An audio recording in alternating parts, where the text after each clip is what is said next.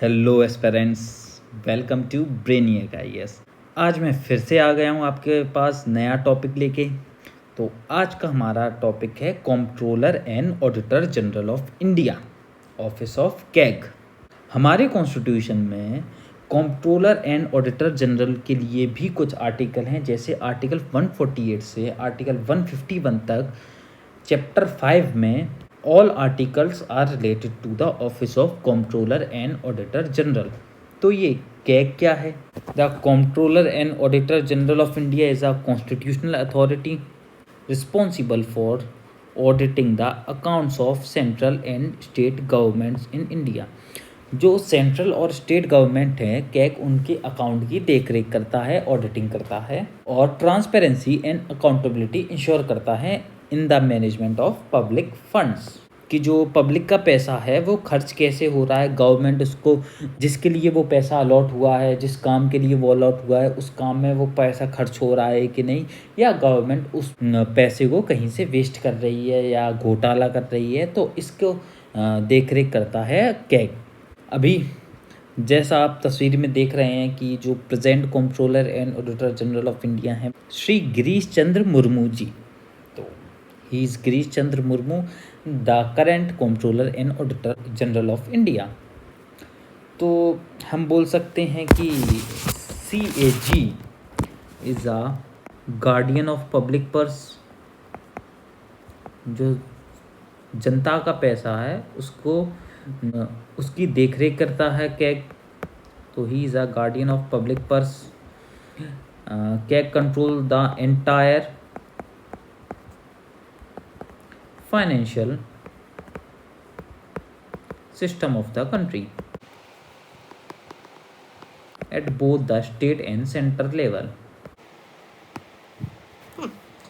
हमारे कॉन्स्टिट्यूशन में इनकलकेट होने से पहले 19th सेंचुरी में जब ब्रिटिश भारत पर राज कर रहे थे, उस टाइम कैग को या सिमिलर अथॉरिटी को अपॉइंट किया था for auditing the accounts of British के अकाउंट्स को ऑडिट करने के लिए CAG was appointed.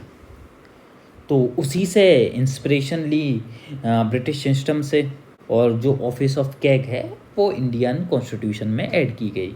And similar provisions related to the office is provided in government of India act of 1935 related to CAG. Bharat में CAG सिर्फ auditing function करता है, और जो कंट्रोलर फंक्शन है these are not vested in CAG. तो इसका क्या मतलब होता है कि in Indian constitution CAG has been vested with the power of auditor general only and not the controller. तो इसका मतलब है कि कंट्रोलर वो अथॉरिटी होता है कि उससे पूछकर जो पैसा है वो विड्रॉ हो रहा है, कि जब विड्रॉ हो रहा है तब कंट्रोलर से पूछा जाता है।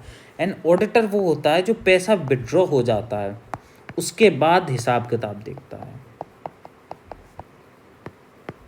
ठीक है, क्योंकि in India the office of CAG has no control over the issue of money. Issue of money पे मतलब पैसा निकालने पे कोई कंट्रोल नहीं होता कैग का from the consolidated fund.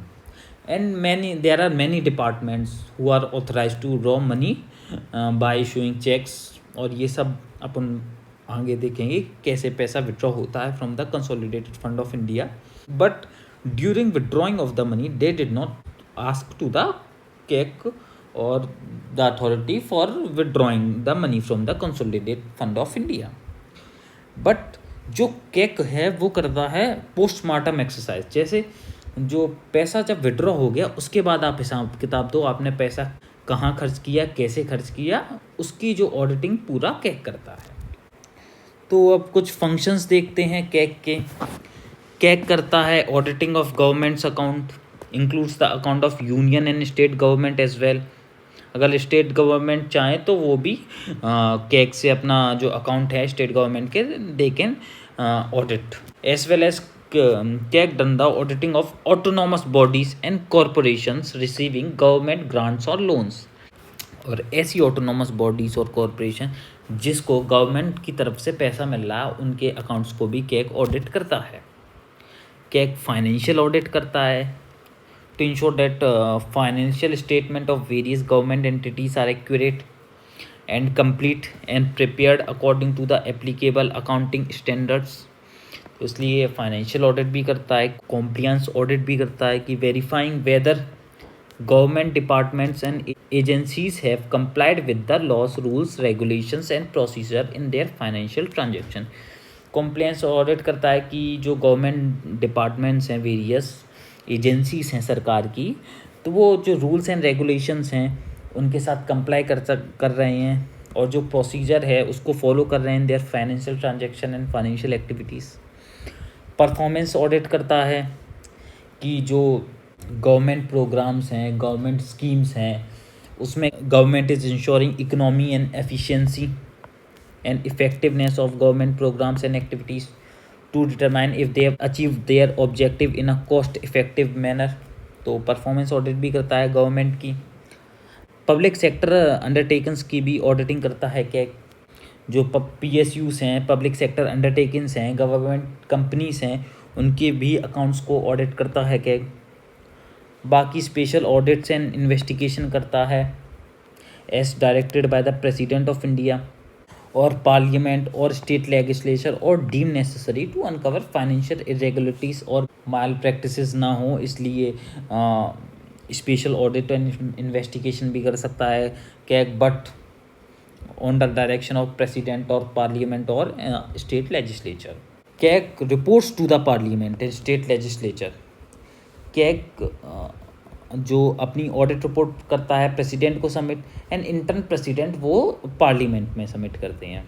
Submitting audit report to the president, parliament, state governors and state legislature, highlighting auditing findings, observations and recommendations for corrective actions. CAG 3 तरह की ऑडिट रिपोर्ट देता है। First is audit reports on appropriation account. दूसरी audit report निकालता है audit report on finance account. And तीसरी audit report निकालता है ऑन पब्लिक अंडरटेकिंग।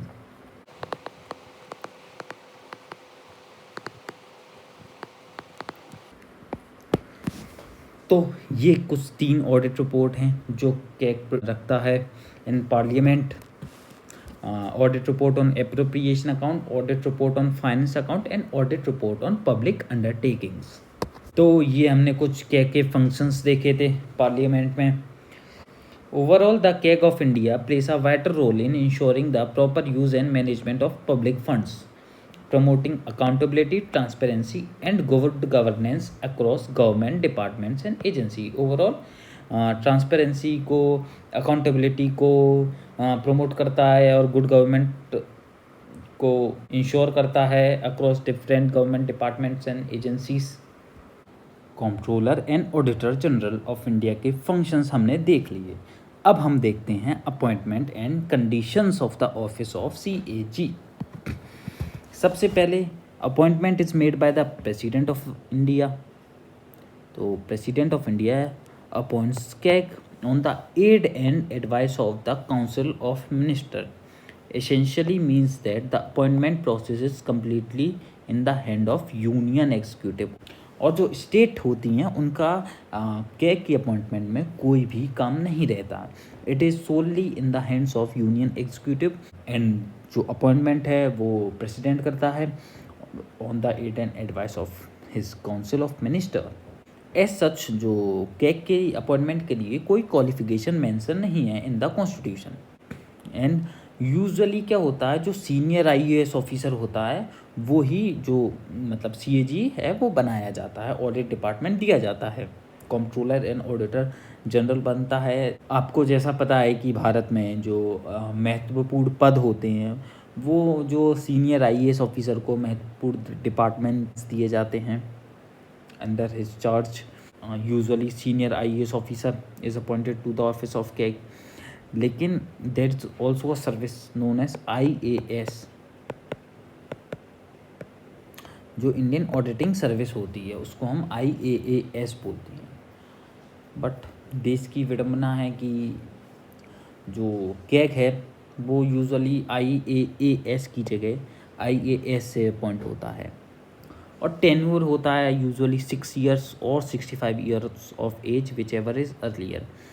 या तो जो व्यक्ति कैग अपॉइंट हुआ हो उसका जो अपॉइंटमेंट टर्म 6 साल हो जाए तो उसका टेन्योर ख़त्म हो जाता है, या उसकी उम्र 65 साल हो जाए। This is the tenure of CAG.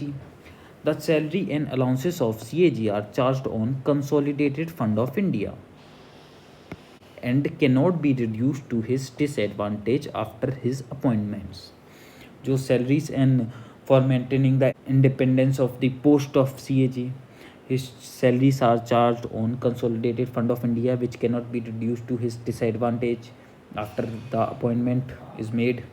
और जो ऑडिट्स एंड अकाउंट डिपार्टमेंट्स में ऑफिसर एम्प्लॉयज़ जो अपॉइंट होते हैं, तो CAG has the full autonomy to determine the appointment, posting etcetera related to the officers in the audit and accounts department. This has ensured the autonomy and independence of the office of CAG। अब ये जो CAG हैं, controller and auditor general of India, इनका remove कैसे होते हैं? The removal process of CAG, it is like the जज of supreme court by the President of India through the motion passed by the Parliament। ये supreme court के जज की तरह होते हैं, जैसे सुप्रीम कोर्ट जज रिमूव होते हैं कि पहले मोशंस मतलब पास होता है पार्लियामेंट के दोनों हाउस में, फिर प्रेसिडेंशियल सिग्नेचर होता है। तो जो रिमूवल प्रोसेस है कैग की, it is bit complicated and CAG can not easily remove for maintaining the independence of the position of CAG। अब कुछ इश्यूज भी हैं related to the functioning of CAG।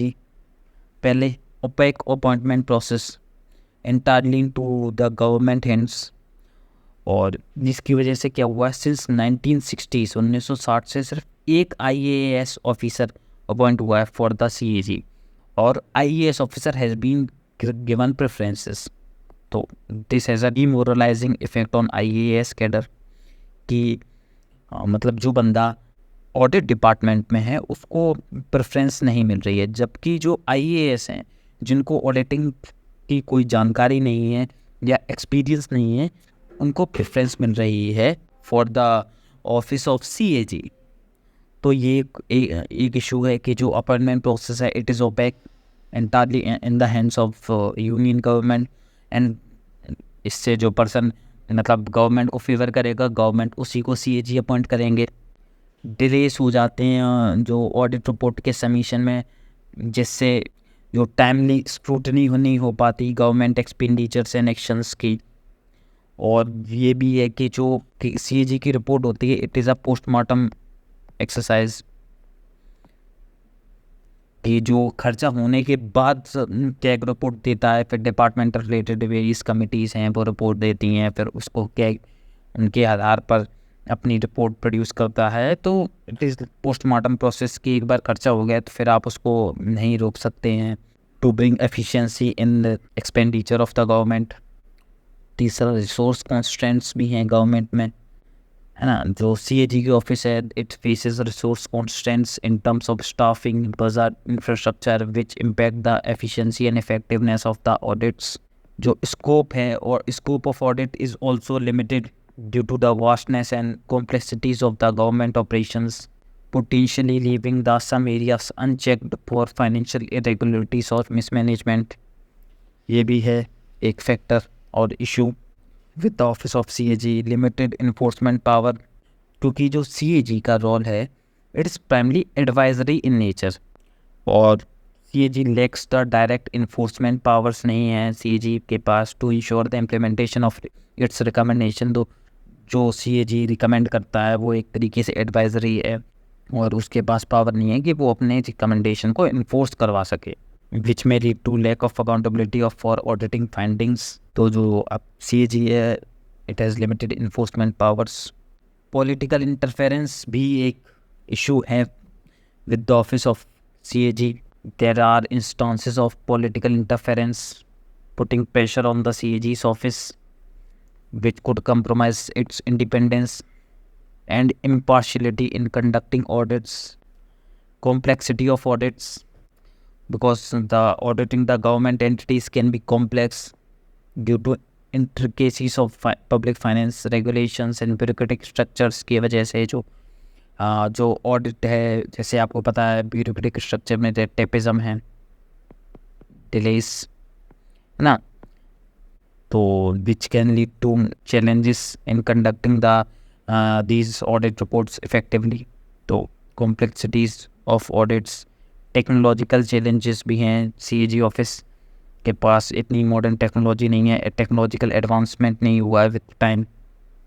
Keeping pace with technological advancement and adopting audit methodologies to address emerging risk in areas such as cyber security and digital transaction can be challenging for the office of CAG। तो ये कुछ issues हैं, and addressing these issues require continuous efforts to strengthen the institutional capacity, independence and effectiveness of the CAG's office, as well as ensuring greater transparency and accountability in government operations। तो इन issues को address करने की ज़रूरत है to strengthen the institution of CAG or office of CAG and to maintain its independence, as well as there is a need to ensure greater transparency and accountability of government operations। तो ये हमने office of controller and auditor general of India के बारे में कुछ जाना। तो ये थी आज की क्लास ब्रेनियक IAS की तरफ से इंडियन पॉलिटी सीरीज़ में। तो I hope you find this class productive, और अगर आपने इस क्लास से कुछ नया सीखा है, आपके टॉपिक्स क्लियर हुए हैं हमारी इन क्लासेस से, तो आप कमेंट सेक्शन में बिल्कुल बताइए अपनी राय। एंड कुछ अगर डाउट भी हैं तो you are free to comment and we try to address all your problems and doubts. बाकी आप चैनल को सब्सक्राइब करना ना भूलें। Thank you, keep supporting Brainiac IAS। Jai Hind, जय भारत।